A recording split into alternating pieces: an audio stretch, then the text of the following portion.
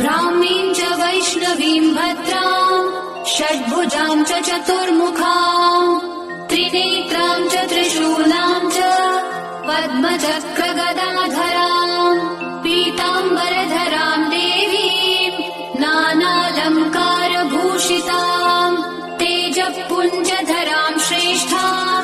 ध्यायेत् बालकुमारिकाम् ओङ्कारलक्ष्मीरूपेण विष्णोर्हृदयमव्ययम् विष्णुमानन्दमध्यस्थम्